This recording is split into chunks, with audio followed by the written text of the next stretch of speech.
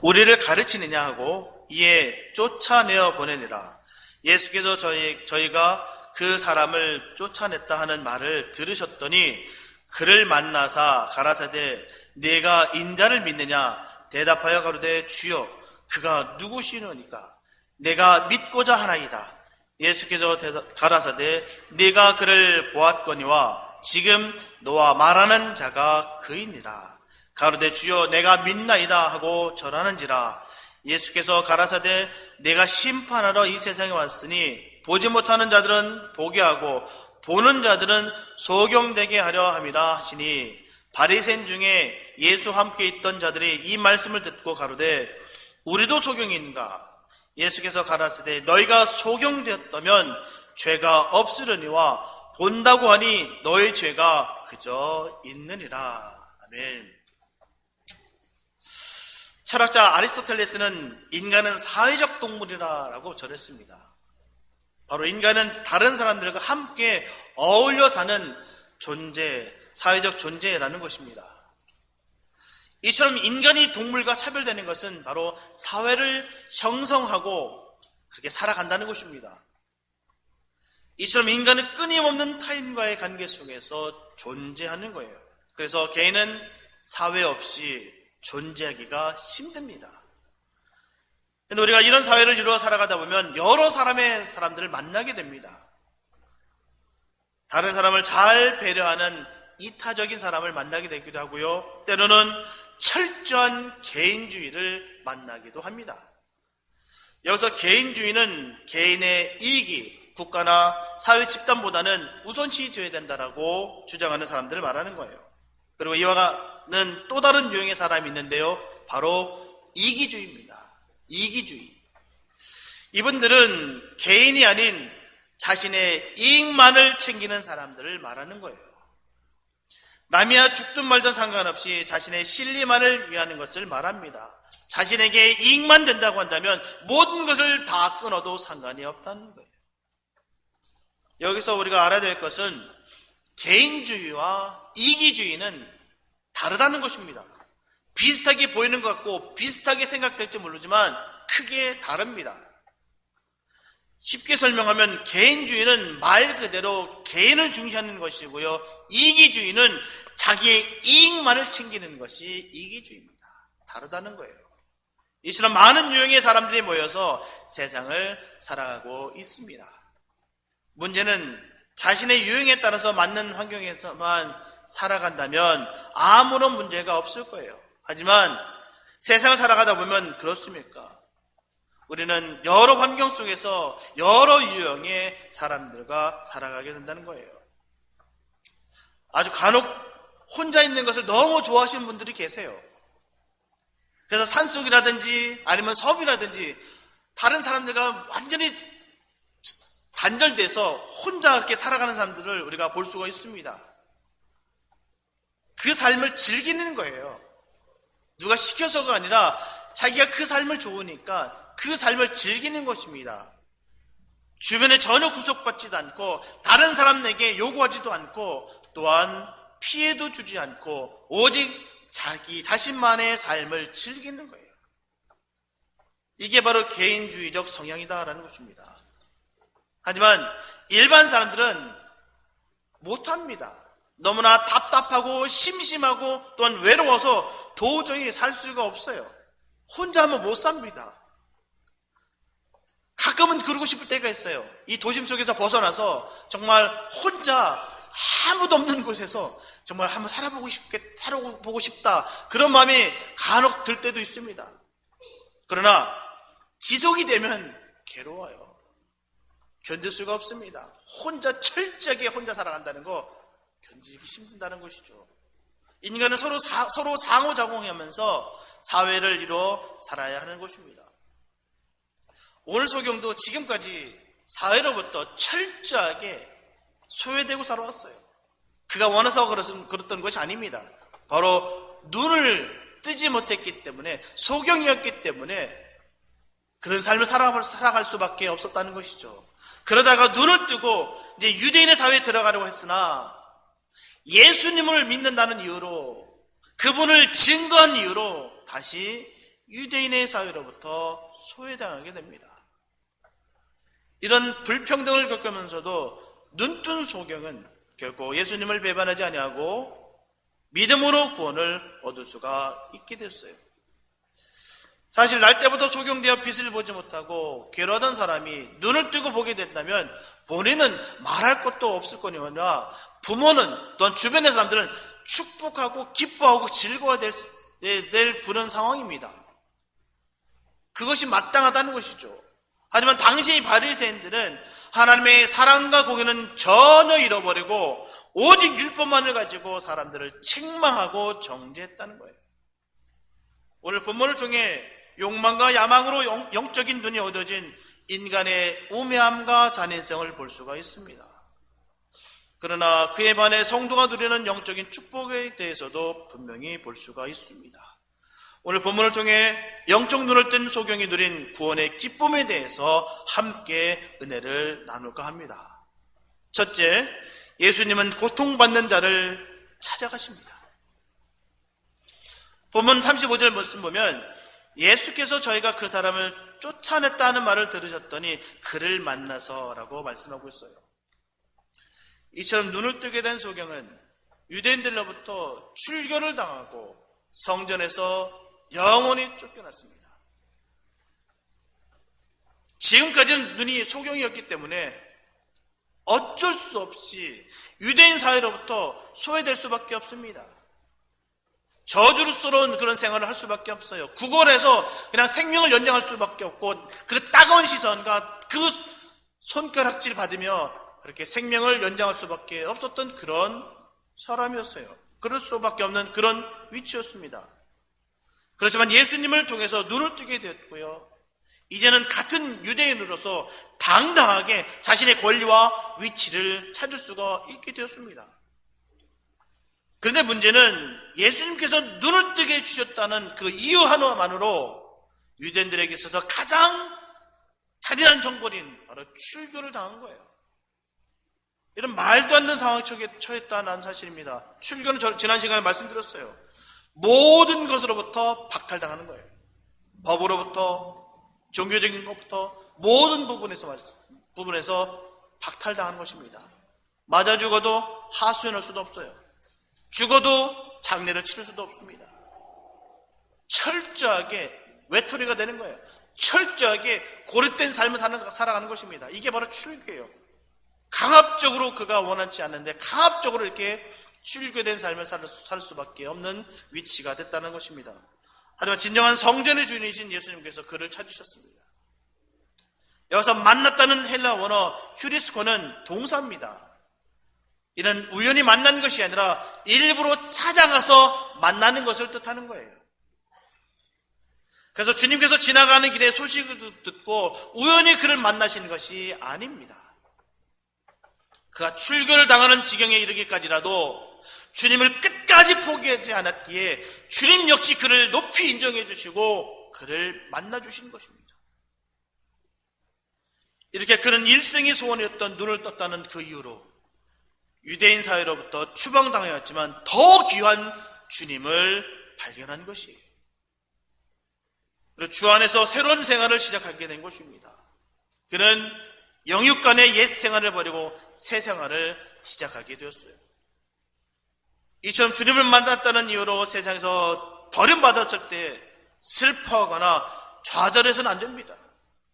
주님으로 인해서 고통을 당하는 사람은 주님께 환영을 받게 됩니다. 반면에 세상에서 환영받는 사람, 바로 어떤 불법을 했다 할지라도 다른 사람들이 부러운 위치까지 오른 그 성공한 사람들은 하나님께 가까이 나가기가 어렵다는 것이죠. 그들이 가지고 있는 권력으로 만들어진 세상의 많은 친구들로부터 이탈하여서 예수님의 제자가 된다는 것은 더욱더 어렵습니다. 자기가 이뤘던, 어떻게 해서든 이거 이뤘던, 이 성공했던 사람들이 부러워할 만한 것들을 다 버리고 포기한다는 것은 결코 쉽지가 않습니다. 그러나 만약 누군가 예수를 믿는다는 이유로 이웃과 동료들로부터 소외당한다면 그는 이전보다 더욱더 주님께 더욱 가까이 나아갈 수 있게 된다는 사실을 반드시 기억하게 될 줄 믿습니다. 예수님은 절대로 주님의 자녀들을 혼자 버려두지 않습니다. 외면하지 않으세요.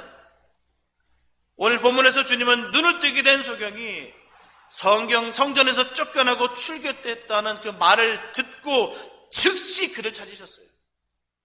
시간을 두고 상황을 살펴보고 그런 다음에 여건이 맞아져서 그 소경을 만난 것이 아니라 그 소식을 듣자마자 즉시 주님은 그를 만나 주셨다는 사실입니다. 그리고 그를 위로하시고 네가 인자를 믿느냐라고 물으셨어요. 이처럼 예수님께서 위로하신 후에 처음으로 믿음에 대해서 질문하신 이유는 바로 성도에게 있어서 가장 중요한 것이 바로 이 믿음이라는 사실을 알게 해주셨다는 사실입니다. 믿음이라는 거예요.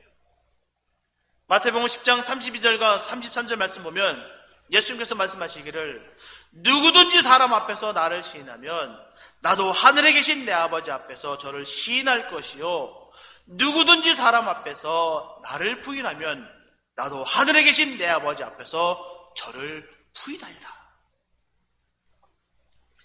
주님을 귀하게 섬기는 자를 주님께서 친히 찾아주시고 귀하게 여기시며 존귀케 여겨주신다는 것입니다. 이렇게 믿음은 신앙생활의 기본이에요. 기본입니다. 믿음은 추상적이면서도 지극히 현실적인 단어예요. 히브리서 11장 1절과 6절 말씀을 보면 믿음을 잘 정의하고 있어요.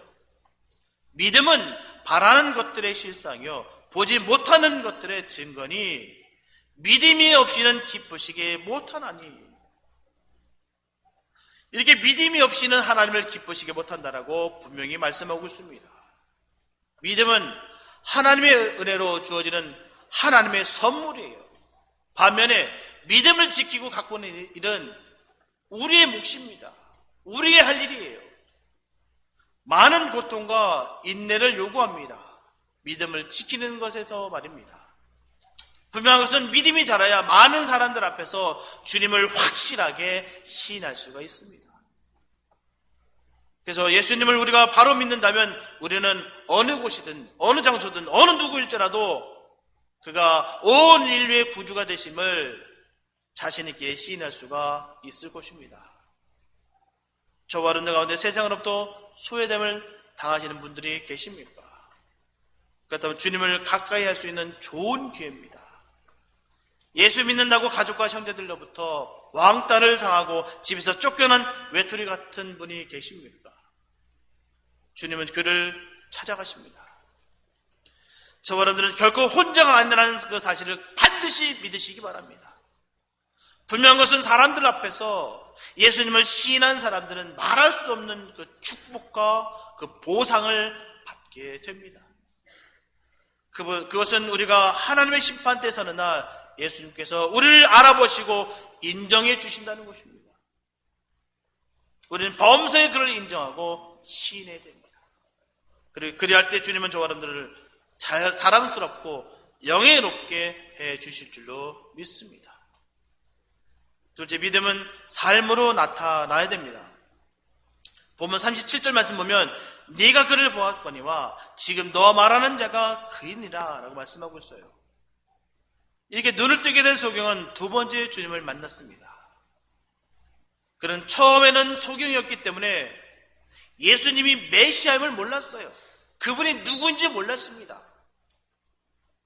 그렇기 때문에 주님께서 네가 인자를 믿느냐라고 물으셨을 때 그가 누구 오니까 내가 믿고자 하나이다 라고 고백했던 거예요. 그러나 두 번째 만남은 눈을 뜬 후였습니다. 그러므로 당연히 내가 그를 보았다고 말씀하신 거예요.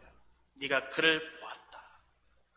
아브라함이 믿고 바랐던 그 메시아, 많은 선지자들이 그토록 보고 싶었던, 의인들이 생명을 아끼지 않냐고 보고 싶었던 그 메시아를 이제 겨우 눈을 뜬 이 소경이 본 거예요.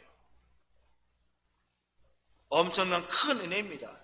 엄청난 축복이 아닐 수가 없다는 거예요. 그토록 수천 년이 지나서 수많은 사람들이 그토록 바라던 그 메시아를 보고자 했던 그 메시아를 이 소경을, 눈뜬 소경은 눈을 뜨자마자 주님을 보게 됐다는 것입니다.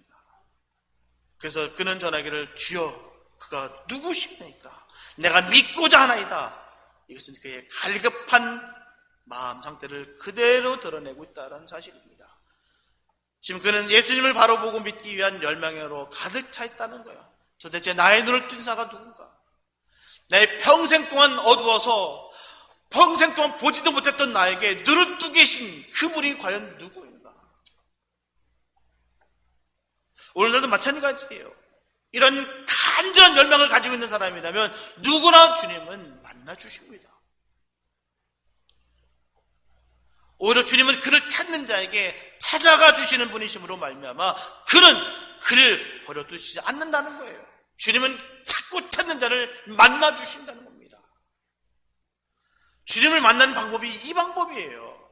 내가 어떤 것을 무엇을 해서 주님을 만날 수 있는 거, 내가 무엇을 해서 주님을 만날 수 있는 것이 아닙니다. 우리가 간절하게 주님을 구할 때 주님이 우리를 만나 주시는 거예요.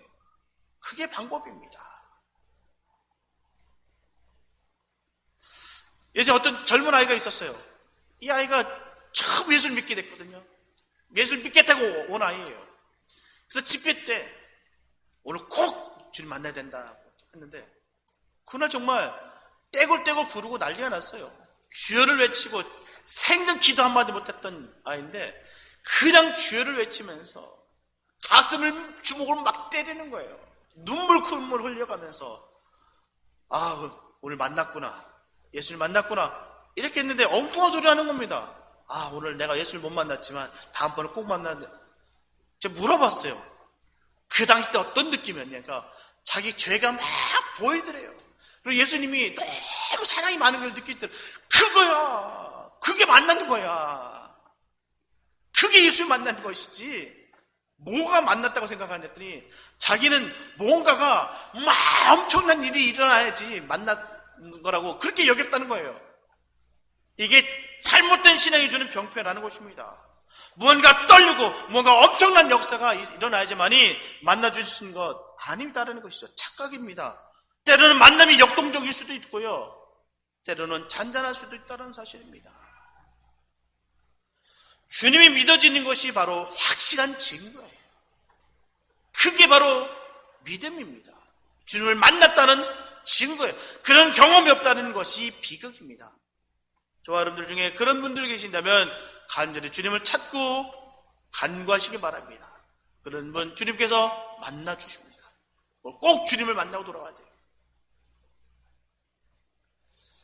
본문 38절 말씀 보면 그는 주여 내가 믿나이다 하고 절하는지라라고 고백했습니다. 메시아를 만난 후에 그의 인격이 변하고 그의 사상이 변하고 그의 인생관이 변함으로 주여 내가 믿나이다 라는 고백이 일어나는 거예요. 이것은 그리스도의 말씀을 듣고 즉각적으로 응답한 신앙의 고백입니다. 이것은 체험 있는 신앙의 고백이요 응답이에요. 여기서 믿나이다 라는 헬라어로 피스토는 신용하다, 신뢰하다, 신실하다 라는 동사입니다. 그래서 믿음은 바로 신실을 의미하는 거예요. 신실. 그러므로 바른 믿음은 반드시 신실한 삶으로 드러나야만 하는 것입니다. 사도행전 2장 47절 말씀 보면 하나님을 찬미하며 또 온 백성에게 칭송을 받으니 주께서 구원받는 사람을 날마다 더하게 하시니라. 이처럼 초대교회 성도들이 온 백성들로부터 칭송을 받았다는 사실을 분명히 전하고 있습니다. 예수님을 만나기 전에는 이기적이고 탐욕적이었던 사람들이 이 이기심과 탐욕을 버리고 신실한 사람으로 거듭났기 때문입니다. 변화됐다는 거예요. 결국 이런 변화된 모습을 통해서 그 무지막지한 그 핍박과 환난이 그들에게 분명히 있었지만 온 유럽이 예수님을 믿는 사람들이 될 수 있었다는 것입니다. 그들의 삶을 통해요. 하나님의 역사로 말미암아 믿는 자들을 통해서 그 유럽이 변화되고 온 세계에 예수님의 복음이 선포됐다라는 사실입니다. 오늘도 마찬가지예요. 예수님의 사람들이 사회로부터 신뢰받지 못하고 있다면 그것은 예수님의 사람들의 삶을 못 살고 있다는 명확한 증거가 됩니다. 다시 말씀드리면 아직 예수님의 사랑과 은혜를 깨달았다고 할 수가 없다는 것이에요. 단지 하나님의 말씀을 자신의 정령을 구하는데 사용하는 정도만 이용하고 있다라는 사실입니다. 아직 주님을 만나는 것이 아니에요. 주님에 대해서 모른다는 것입니다. 예수님의 사람들이 아니라는 거예요. 그러므로 오늘 본문에서 주여 내가 믿나이다 라는 눈뜬 소경의 외침 속에서 주여 내가 신실한 자가 되겠나이다 라는 신앙의 고백이 있는 것입니다. 저와 여러분들도 주님을 만난 예수님의 사람들로서 우리의 삶을 이끄시는 주님의 그 복된 길을 걷게 되시기 바랍니다. 내가 정말 예수님의 사람이라면, 내가 주님을 믿는다라고 고백했다라면 그 신실함이 나타나는 거예요. 말로만 믿는다는 것이 아닙니다. 내 삶을 통해서 신실함이 드러난다. 내 예수 믿는다고 하면서 맨날 다른 사람들에게 사기치고 남한테 해코지하고 보복하고 남한테 아픔을 상처 주는 그런 삶을 살아가면서 난 예수님을 믿는다라고 할 수가 없다는 것이죠. 예수님을 믿는 것이 아닙니다. 예수님을 믿는다는 것은 바로 신실함이 나타나는 거예요. 내가 신실하겠습니다라는 믿음의 고백인 거예요. 우리가 믿음에 대한 그런 개념을 명확하게 세우는 역사가 있게 되시기 바랍니다. 믿음의 뜻이 바로 신실한 뜻이에요. 동사입니다. 믿나이다. 내가 신실하겠나이다. 주님께서 인도하시는 그 길은 주님께서 길이 되시고 진리가 되시고 생명이 되십니다. 그 길로 가야 우리는 살 수가 있어요. 예수님의 그 길을 걸어야 우리는 살아갈 수가 있다는 사실입니다. 그래서 그 길을 가기 위해서는 주님을 믿어야 될 줄 믿습니다. 바로 신실해야 됩니다. 우리의 삶의 모습에서 예수님의 흔적이 나타나고 신실함이 드러나서 오직 주님께만 영광을 돌리는 복된 삶 되시기를 예수님의 이름으로 축복합니다. 셋째, 구원은 믿음으로 이루어집니다. 본문 39절 말씀 보면 내가 심판하러 이 세상에 왔으니 보지 못하는 자들은 보게 하고 보는 자들은 소경되게 하려 함이니라. 우리가 예수님을 믿는 이유 중에 가장 큰 이유는 뭘까요? 우리가 왜 예수를 믿습니까? 지금 왜 비가 오는 와중에서도 왜 지금 다 모여서 우리가 예배를 드리고 예수님의 그 행적을 쫓아 또 예수님을 닮기 위해서 우리가 왜 살아가고 있습니까? 왜 예수를 믿습니까? 바로 구원받기 위해서. 예수를 믿는 것은 우리가 구원받기 위해서 믿는 것입니다. 가장 중요한 거예요. 우리에게 생명 주실 분은 오직 예수님 한 분뿐이십니다. 그분밖에 안 계세요. 세상에 어떤 것도 구원을 이룰 수 없다라고 성경은 전하고 있고요. 예수 외에 구원을 이룰 만한 이름을 주신 적이 없다라고 분명히 성경은 전하고 있습니다. 예수님 안에서 영원한 생명을 얻을 수가 있는 것입니다. 반면에 심판 가운데 있는 사람은 예수님을 알아보지도 못하고 세상의 것에 시선이 있는 사람들을 말하는 거예요. 그래서 보이는 것만 쫓아가려 하기 때문에 보이지 않는 이 귀한 진리는 보려고 하는 그 필요를 느끼지도 않습니다. 내가 이 진리를 알려고 하지도 않아요. 결국 영적인 소경이 되어서 구원에서 제외될 수밖에 없다는 겁니다. 오늘 본문의 날 때부터 소경이었던 사람은 육체적 소경이었다가 이제는 고침을 받고 예수님을 바로 보고 믿을 수 있는 축복을 얻었습니다. 그러나 바리새인들은 아담의 후계로서 영적 소경이 되어서 하늘의 진리를 바라볼 수가 없었습니다. 이처럼 영적인 소경은 육신의 소경보다도 더 무서운 거예요. 영적 소경은 이렇게 무서운 것입니다. 영원히 주님을 만날 수도 없고요, 구원을 받을 수가 없습니다. 오직 성령을 통하여 영안이 열리기 전에는 결국 하늘나라를 볼 수가 없습니다. 저분들에게도 영원히 열리는 역사가 있게 되시기 바랍니다. 영원히 열려야 주님의 나라를 볼 수 있으며 그 진리를 우리가 깨달을 수가 있는 거예요. 너무나도 안타깝게도 바리새인들은 오랫동안 그 전통과 권력에 푹 젖어서 마치 깜깜한 굴 속에 갇혀서 시력을 완전히 상실한 자들처럼 참된 영적 진리에 얻은 소경이 다 됐다는 겁니다. 그래서 주님의 말씀의 의미를 이해하려 들지도 않았던 그들의 반응은 명확했어요. 우리도 소경인가? 우리도 소경이냐? 아주 비아랑거리면서 그렇게 전하고 있습니다. 우리도 소경이냐? 결국 이 말은 이 세상에서 명예와 명성과 재력과 학력과 모든 것을 쥐어잡고 있는 우리가 너희와 비교가 될 수가 있겠느냐? 이 뜻입니다.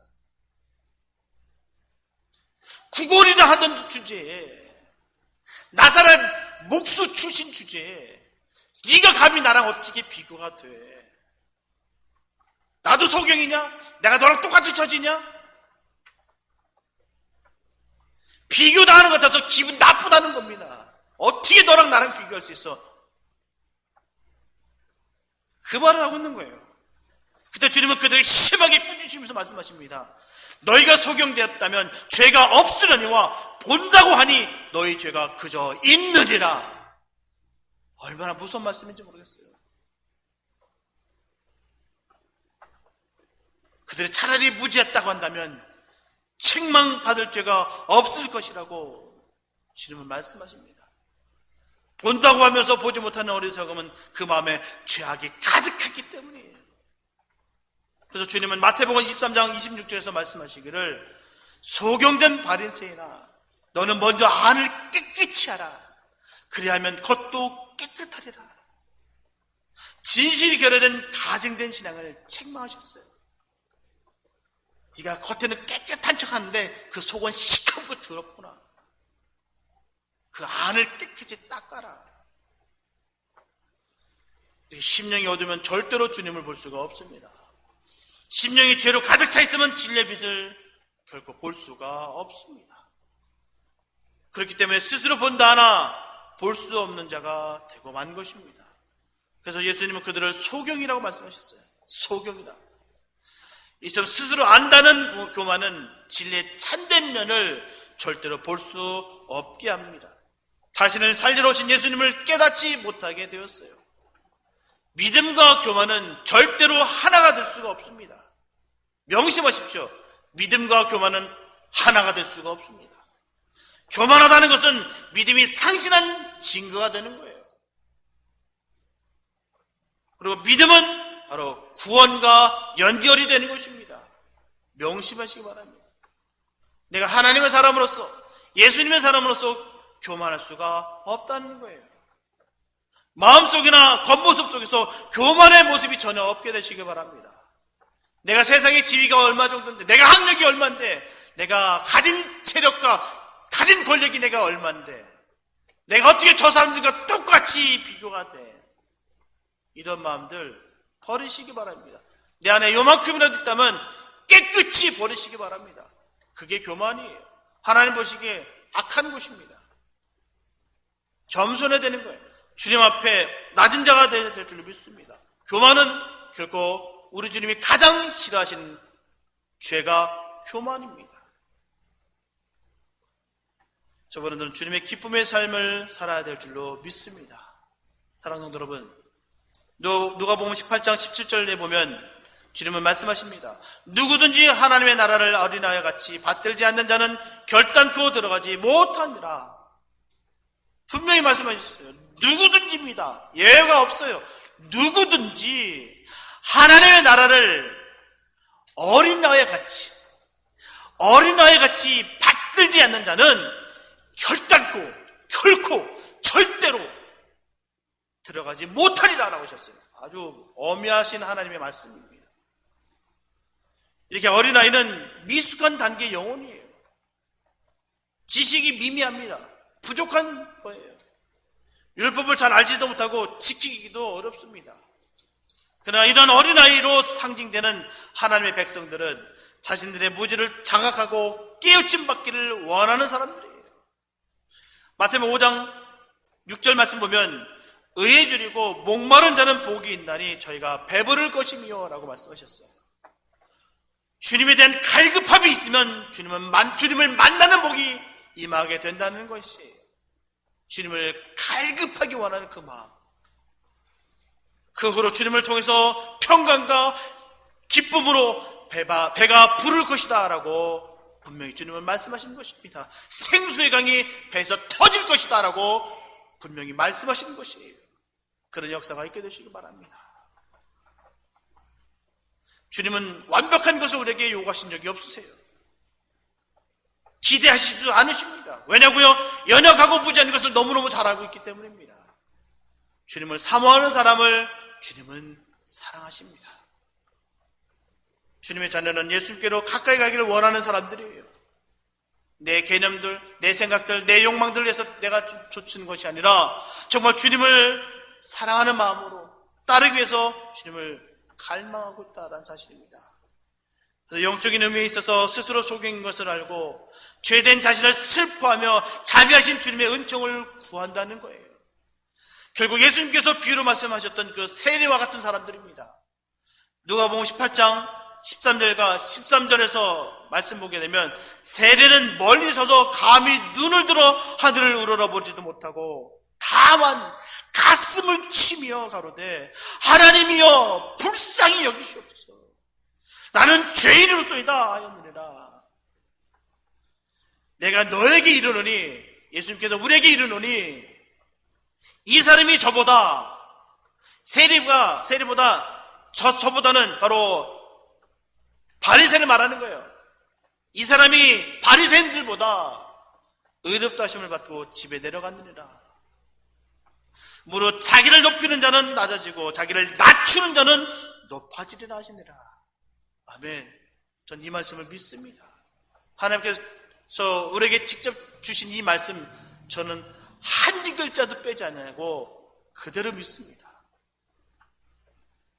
이게 주 앞에 선 자신의 죄악된 모습을 인정하고 주님께 고백함으로 말미암아 불쌍히 여김을 받지 않고서는 치유받는 소경과 같은 회복의 기쁨을 결단코 누릴 수가 없습니다. 죄를 고백함으로 사유함을 받은 자는 주님을 반드시 뵙게 됩니다. 진리를 받아들이고 구원의 기쁨을 얻게 됩니다. 저와 여러분들은 언제나 자신을 내세우고 자랑할 것이 없는 어린아이처럼 순수한 마음으로 오직 주님을 바라보게 되시기를 축복합니다. 우리의 마음이 온전히 열려서 진리가 임할 때 기뻐하며 받아들이시기를 바랍니다. 그래서 믿음이 기쁜 사람들에게만 누릴 수 있는 참된 기쁨과 행복을 마음껏 누릴 수 있게 되시기를 예수님의 이름으로 축원합니다. 기도합니다. 살아주신 감사합니다. 아버지, 우리가 바로 눈뜬 소경입니다. 아버지, 주님가 우리를 불쌍히 여겨주셔서 아버지, 우리의 죄악된 것에 있어서나 아버지 주님을 갈망하는 마음으로 주님이 우리를 만나주심으로 말미암아 우리가 모든 것이 변화되었고 깨끗이 씻음을 받았습니다. 그런 거로 우리는 겸손하게 주님의 그 생명의 길을 우리가 따라가려 합니다. 주님, 우리를 인도하여 주시고 축복하옵소서.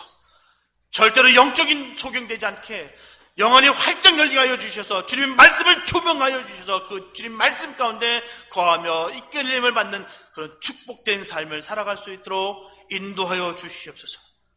주님의 영광을 바라보고 나아갑니다.